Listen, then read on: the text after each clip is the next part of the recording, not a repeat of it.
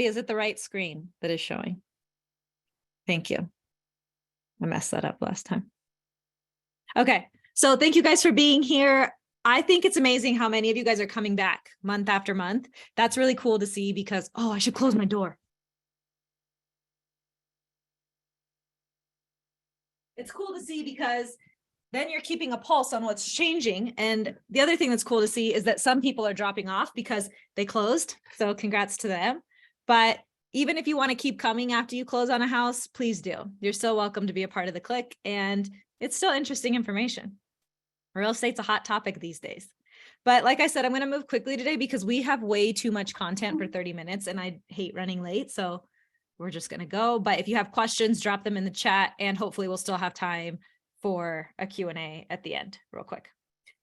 The same disclaimer I always say that you should not try to time the market because you will bleed. But the reason I give you these market updates is because having the information never hurts and you can incorporate it into your strategy as you see fit, or if you need help knowing how to incorporate it into your strategy, we're here to help you do that as well. But this is no way, none of the information you're about to get in the next 30 minutes is designed to make you feel pressured because that's not a good way to make a decision, especially not one this big. We always have the same agenda and format for these. We start with an economic update, and then we talk about the financing strategies that we're seeing work best in the market currently. And then we always end on a happy note with a success story from a recent client that closed. But before I dive into that today, I kind of wanted to talk about an interesting conversation we're having in the office, which is the American dream dead? Because we saw this article come out very recently that said half of millennials own homes, but the other half think that they never will. And so I was thinking a lot about this because specifically for millennials, I think that, and this could apply to a lot of people too, people who bought very young and then sold maybe during the last crash or suffered a major derogatory event during the last crash. But I think that a lot of people, when they're coming to an opportunity to buy again, they're at an older age. And as we get later into our 30s, I think we get a little like bougier and a little more stuck in our ways. And, you know, a lot of times by the time people are ready to buy their first home, they have kids already now. So they need to think about school districts and they want to think about quality of life. And so we've always known that most Americans' first home is not their forever home. In reality, most people keep the first home they buy maybe 2 to 3 years before they move into something more long-term that checks more of their boxes. So I don't think it's necessarily that the American dream is dead. I think that as time, prices have definitely gone up. And that, in a sense, has driven Americans away from buying because they could rent where the quality of life and lifestyle they want is, and they may not qualify to buy there. So what I'm trying to get at is that I don't think for a lot of you who are choosing whether or not to buy or struggling with, will I ever be able to buy? I think a lot of it is like you being real with yourself about like, what things are you willing to compromise on for a few years? I don't think it's that the American dream's dead. I think it's a struggle between choosing quality of life versus home ownership. And a lot of people are choosing quality of life for longer and then getting more set in their ways and then realizing that where they qualify to buy, they're going to have to give up a few of the things they like from their day-to-day lifestyle. So it's a question of, are you willing to live somewhere that doesn't check every box for a few years so that you can own where you want, or would you prefer to just rent in perpetuity? Which is a question only you can answer. There's not necessarily a right or wrong. But that's my take on if the American dream is dead or not. So the Fed today did just increase interest rates 25 basis points to the highest Fed funds rate we've seen since August of 2007. But mortgage bonds are actually up about 25 basis points, maybe a little more right now, meaning improved interest rates. So how does that work, right? That's an important thing to understand, that the Fed funds rate is not the mortgage interest rate. I'm expecting that we're going to continue to see this rally that we've seen so far this month in improving interest rates and green numbers on mortgage bonds, because as inflation continues to cool and we're all waiting on the edge of our seats to see amazing inflation readings showing that we're deflating across most core indexes, May 10th, we're all waiting on the edge of our seat for that inflation reading. I think that's going to accelerate the drop in interest rates. But a drop in interest rates actually has pros and cons for you as a buyer, but I'll come back to that. Last week, there was this other interesting article that Bloomberg published, that said that the housing crash already happened. And so I think that was interesting because I may or may not have been saying for several months that housing was going to be like the shining light through economic hard times, but it's actually becoming more and more apparent because Bloomberg didn't say that the crash already happened. They called it a severe contraction and said that we've bottomed out and we're now coming back up. So while everybody was telling us, wait, there's going to be a big housing crash happening, I think that what they were talking about has already happened, because what I see every day working in this industry and then also trying to be a buyer and recently trying to be a seller myself is that buyers had a lot of negotiating power, and that's kind of past tense now. I'm not seeing it as much anymore. I'm not seeing the ability to get a huge seller concession across the board on all properties anymore. I think that comes down to sellers having woken up and listing agents being a lot more realistic with their clients about pricing their property appropriately. But it also has to do with a significant increase in mortgage applications. So what we can tell is that as interest rates come down just the tiniest bit, as there tends to be even the slightest glimmer of hope in terms of affordability, it's bringing back a lot of buyers. Like the buyer sentiment rallies pretty quickly. And that's a key indicator that we're going to continue to watch. But overall, I think it's safe to say that interest rates have peaked and that the Fed rate hikes are likely done, that today was probably the last one. So speculation, on both sides of that, but that's the stance I'm taking. And I'm really never wrong, ever. There's also been some pretty big upticks in other housing news. So new home sales were up 9.3% in March. That's the highest they've been in just over a year, 13 months. Even new construction projects are trending up, and even like home construction, like people wanting to make improvements on their home and spend money in that way. Those numbers are all up. Resales are not too hot, but I think that's because of something we've talked about before, and the fact that people feel trapped in their house with their low interest rate. So they're not putting it up for sale, even if they typically would have outgrown that home by this time, or the trends would have shown that they would have been moving on by now, because the average American only keeps the same loan. And sometimes that translates to the same house, like about 6 to 8 years. But right now we're probably going to see that lengthen, that time span that people stay because they have an amazing payment and they feel that they have to keep it. That's not always the case. There's a lot of options there, but that's a topic for a different time. CoreLogic had been predicting that there would be a little less than a 1% price drop in the home price index in February, but instead that Case-Shiller price index showed a teeny tiny uptick across all 20 of the cities that it surveyed. So that's why we say that the crash may be done. Like we might be past it. We might already be on the other side because we're seeing prices start to tick up again. But the big thing that you have to watch, right, to make sure that we're really out of the woods is unemployment. So if the majority of Americans keep their jobs and stay able to make their mortgage payments and stay able to buy and sell real estate, then for sure, we've passed any risk of a housing crash. I think that we'll see employment numbers start to stagnate after May, but it's going to be something important to watch. I've recently found this really interesting study that was published actually in 2007, so it's pretty old now. But it was this guy, Edward Leamer, who's an economist, and he said that housing is the business cycle to watch. If you're trying to predict what's going to happen with the US economy, watch housing, because you may or may not know, but housing, it drives a lot of jobs, construction jobs. It drives jobs on the retail sector, because when people buy houses, they go buy appliances and they go buy furniture and they buy things for their home. So a lot of the US economy is tied to people buying and selling homes. But that wasn't the main part of his point.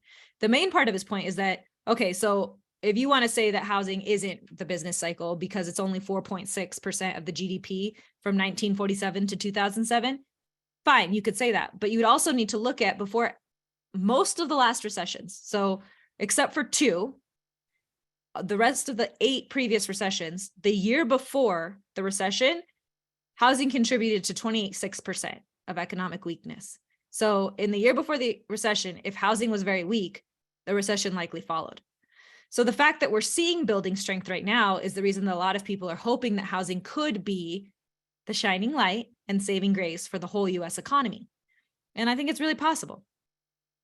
But again, the next thing I should be advising you to watch or continue watching, because I've been advising you to watch it for a while, is the labor numbers and the job market. Okay, tons of headlines on this over the last few weeks. There was not actually some handshake deal between Joe Biden and the devil behind closed doors, but I'm gonna let Sandy explain that further. Hey everyone, thanks for coming.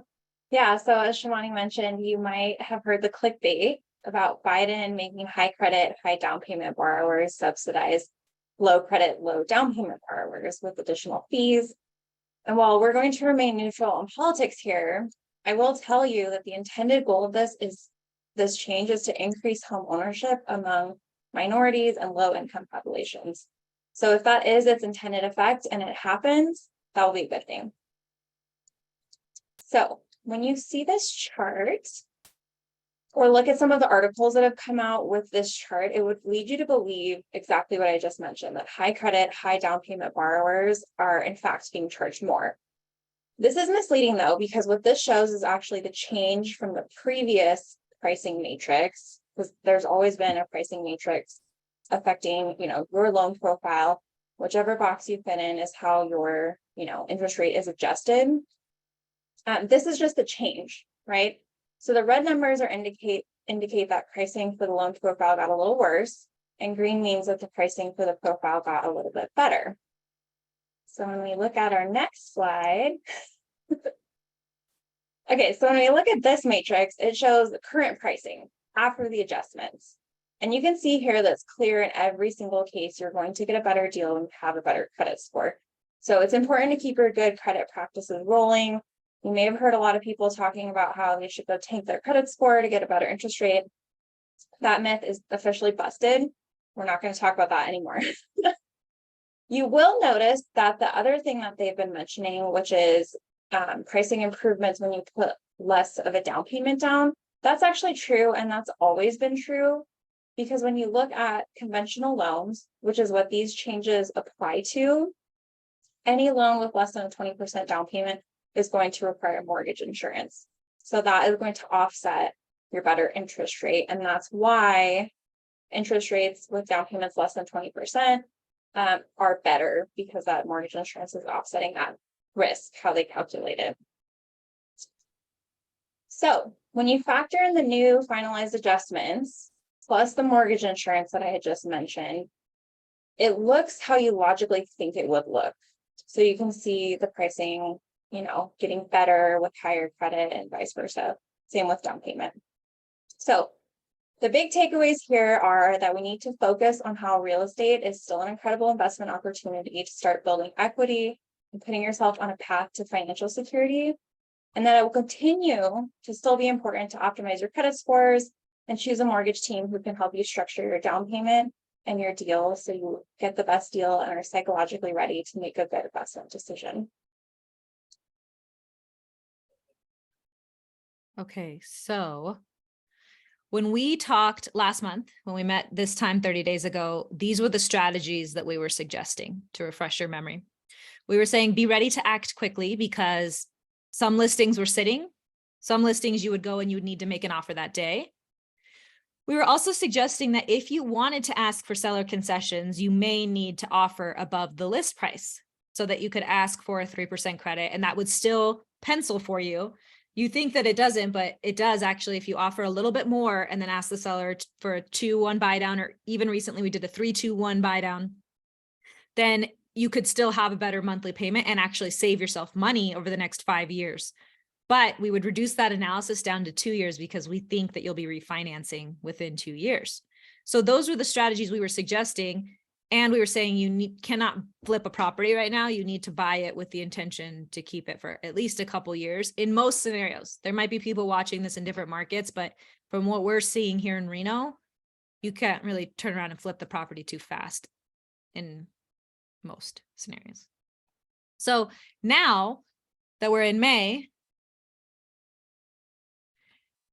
a couple small tweaks to the strategies. So one, I would say you definitely need to be fully underwritten again, because you're not going to have time to waste. So if you see a house you love and you want to make an offer on it, that's not the time to go get pre-approved. It's also not the time to start rate shopping. You need to choose your lender before you find the house. There's a million reasons why this will make your life better, but from the standpoint of getting your offer accepted, you want to be able to put together a clean offer. You want to be able to show that you have done as much homework in advance as possible so the seller can feel confident in your financing. It's also going to put you in a better position, like Sandy was just talking about with the psychological stuff and being in the right place in the mind space to make a good decision.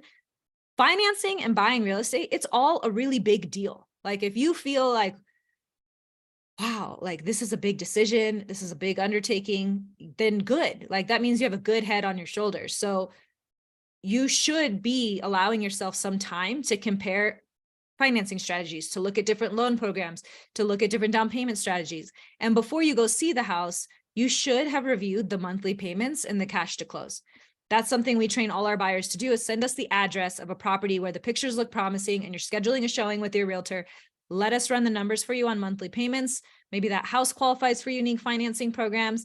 We can see, like, how does it all shake out for you? And then you already know all that information before you go fall in love with a house and then try to make yourself like the payment or try to make yourself stomach the cash to close. That's not a good way to make an investment that's this big. Don't expect a seller concession now. So we're changing our messaging a lot in how we talk to buyers and the expectations we're setting for you guys, because yes, there may be chances where you can get a seller concession. The majority now we're seeing you don't have the ability to ask for a very large credit from the seller.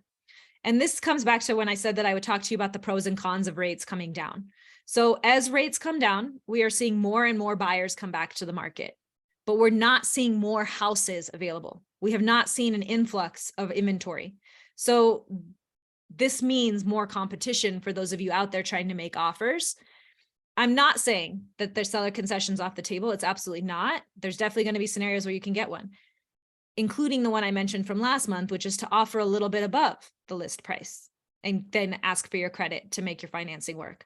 But overall, seller concessions, we have noticed, are becoming fewer and further between. It's sad for sure, but we knew this day was coming. And that's the benefit of lower interest rates. Maybe you don't need the seller concession as much, but you should be prepared for competition out there. Your realtor, though, can do some homework for you here. So when you get the listing email and you like the pictures and you want to schedule a showing, your realtor, you can ask them to call the listing agent and ask, like, what's most important to the seller? And also, what's the other interest? Have you guys received any other offers so far? How many showings do you have scheduled this weekend? Every listing agent's going to be different on what they're willing to disclose, but your realtor can certainly try to press them for information. And once we know that information as your lender, we can start putting together strategies to help get the monthly payment where you want it to be, even without a large seller concession. But one thing remains from last month, and even the month before that, you still need to look to hold the property for a couple of years. So there's this well, let me go over this first. So quickly showing you, if I look into the cost to sell the property after you've purchased it, and this is a $450,000 house, you can see years 1 and 2, if you were to sell it, you'd be selling it at a bit of a loss. As soon as we make it to year 3, you can sell it with a profit. That's why it flips to green. So that takes into account the maintenance, the carrying costs you had over those years, and the cost of paying a realtor to sell it.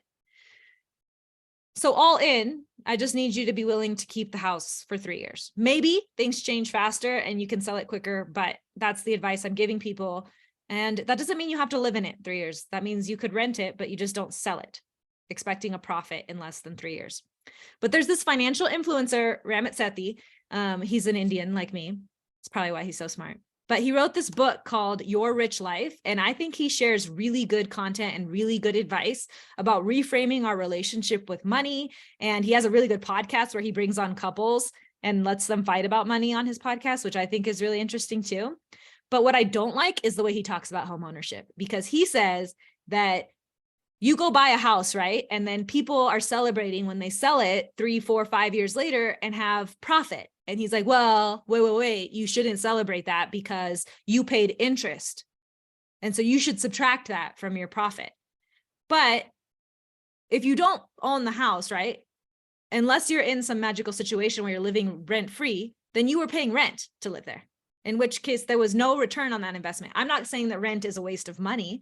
It's not. You're paying for a place to live. You're paying for a roof over your head. And a lot of people, renting fits their quality of life, as we discussed at the beginning of this webinar.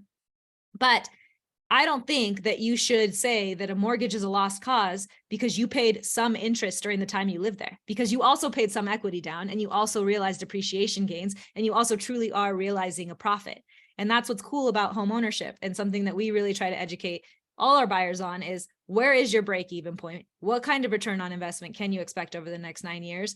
And how to drown out the noise of what other people out there are saying that's negative about real estate. How much of that is real? How much of that is worth considering? And how much of it is just nonsense that's clickbait? So I recently had some clients who purchased a really unique property, and they are also self-employed and have multiple businesses here in town. At the time that they purchased the property a couple years ago, I didn't know them, but their taxes were a bit messy and they couldn't find a lender to give them a jumbo loan. But they didn't give up. They negotiated with the seller for seller financing on the property and bought it. And then I was recently connected with them and we were able to do a really deep dive on their financials. And the magic piece of all of it was their CPA was willing to work with us. Like, the CPA wanted to work with the lender for the benefit of our mutual client. And because of that, because of the team coming together like that, we were able to get them qualified for a loan using a unique program, not non-QM though, not a higher cost mortgage, regular jumbo mortgage. We were able to qualify them. The CPA did provide me a draft of their return, but I actually didn't have to change anything or increase their tax liability. Tax liability means the money you owe the IRS for the year.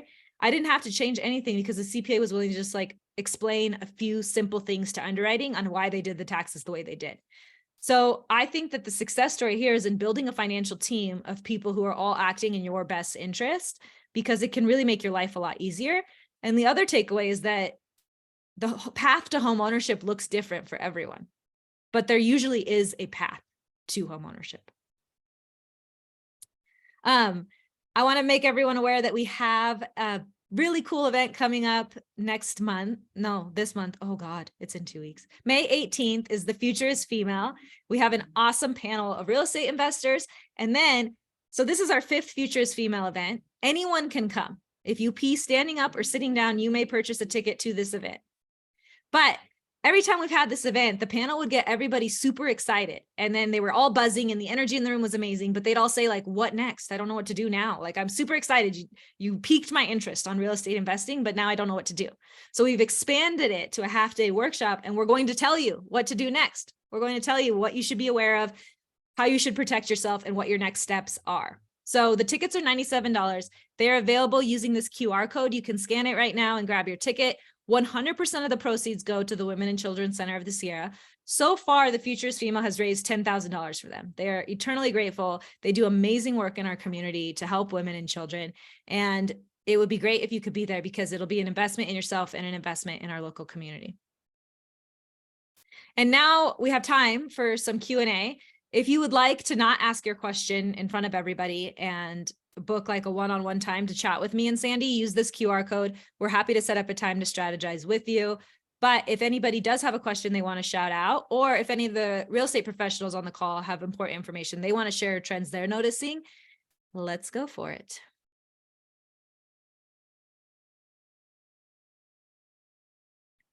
I feel like I talked really fast for a long time. Great tempo. Okay, let me check the chat box real quick. Oh, thanks, Val. Thanks for sharing that link. Okay, any questions? Speak once, speak now, forever hold your peace. Hi, Adrian. Oh, let me do this. I have a end. question. Okay, go ahead. I was gonna ask you, so Who is that talking? It's Tina Pearson. Tina, where's your face? Oh, there you are. Okay. I was, oh my gosh, oh, can you hear me now? Sorry. Yeah, we can hear you. So I was listening to Barry, and he was saying that sometimes when there's unemployment, that can be in a way a positive with recession, because when you have unemployment, then the interest rates start to go down even faster. I was just going to ask Yes. your thoughts on that.